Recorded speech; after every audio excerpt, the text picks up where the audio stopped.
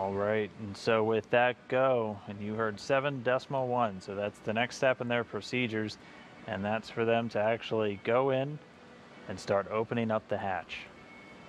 7.1 is to move in close to the hatch. 7.2 is to open the hatch. So we are right there. So everyone keep an eye out. We should see that hatch opening momentarily. Again, you're going to see Oleg and David up at the hatch and hanging back in node 2.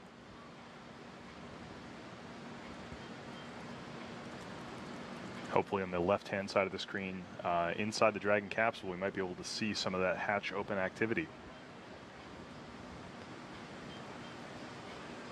Yeah, it's really unique to have this perspective to have from both sides. So standing by for hatch open.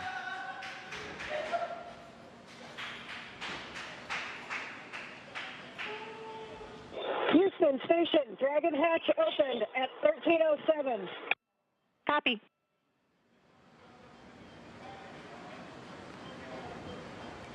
And there you have it. Dragon hatch is open. Ann McLean made the call. It was 5:07 a.m. Pacific. I think 8:07 a.m.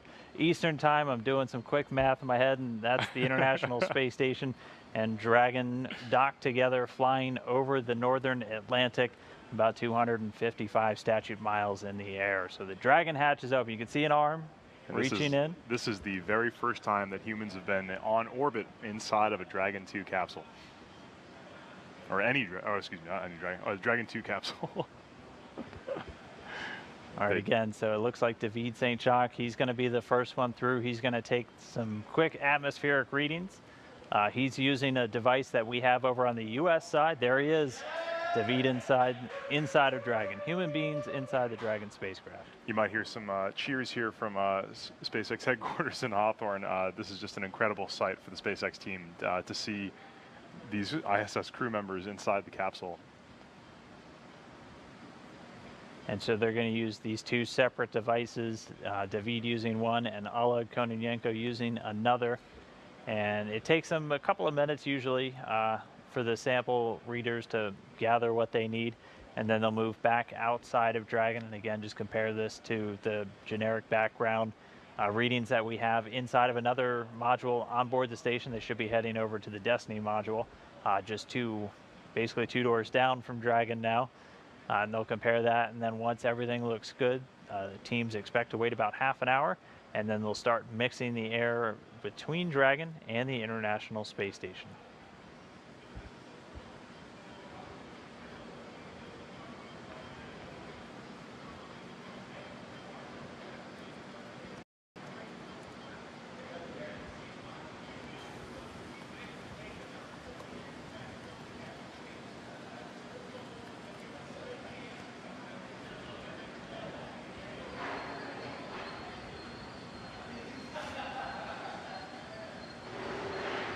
Our 0G indicator getting a little bump there. He is now free to move about the cabin.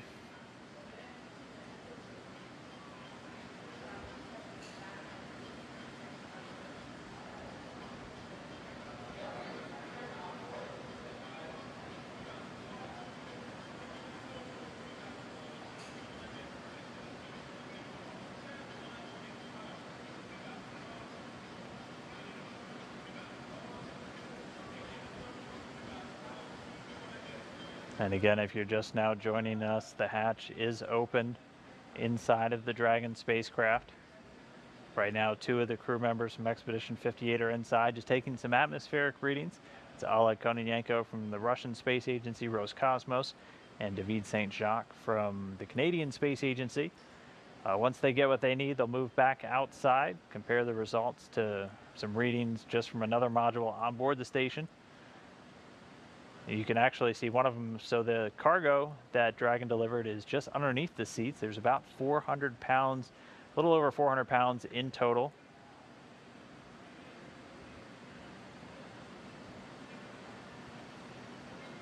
You can see them inspecting some of those cargo bags down there. Oh.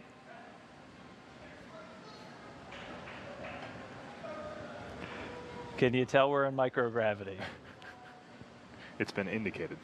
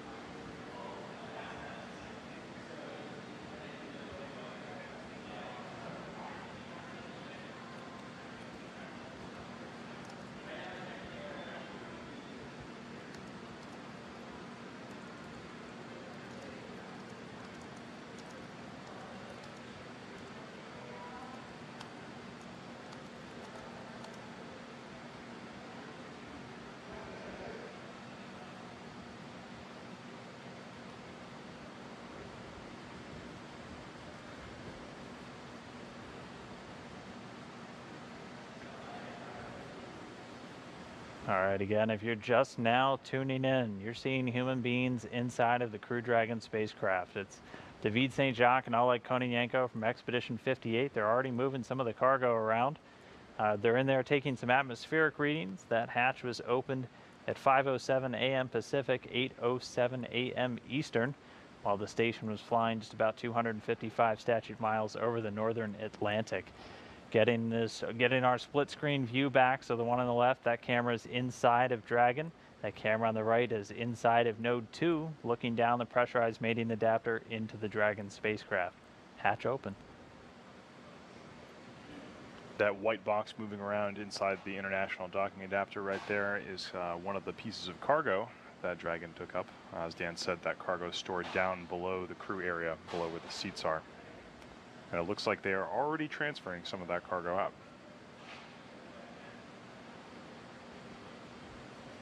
A while ago, we talked about the differences between docking and berthing. One of the big advantages of docking, obviously, is that it's autonomous and the spacecraft itself can initiate and complete the process. But the hatch size is a lot smaller because of those necessary docking equipment. They're all around the edge of the hatch. Yeah, you can actually get a really easy comparison with this view. So obviously the docking hatch is that small circle you see way in the foreground.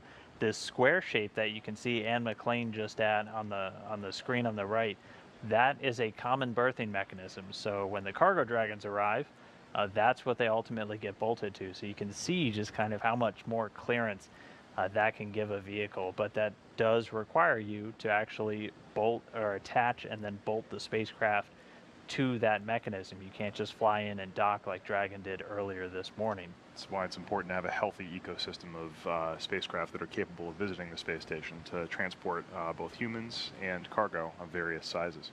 Yeah, that's also why we use the pressurized mating adapter. That's in some of the external views you've seen a large black structure that the Dragon is docked to, and that's essentially to turn a square hole into a circular hole. And that just allows you to change the type of docking adapter that you're able to put on there.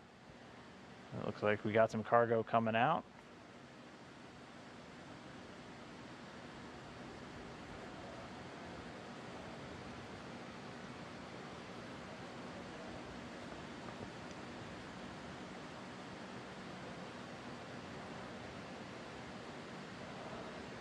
I know I've said it before, but hard to believe that thing was sitting on top of a Falcon 9 only 27 hours ago.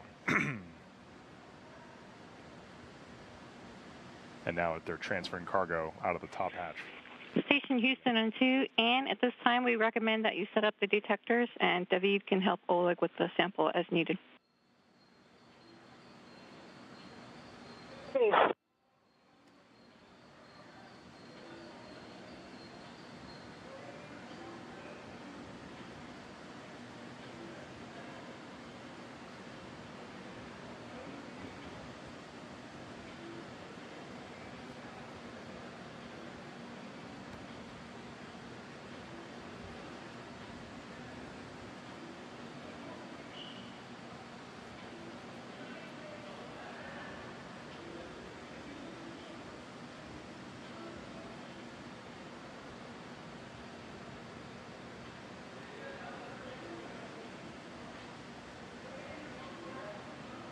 Looks like they're already digging into some of that cargo that was brought up by the Crew Dragon.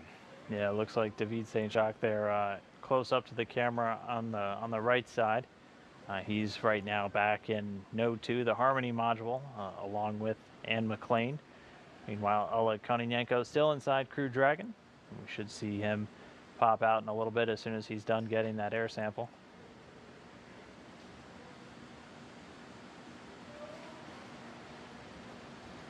And there he comes. And moving back out. Again, keeping that hatch open as the air won't readily mix by itself without any gravity to help convection along.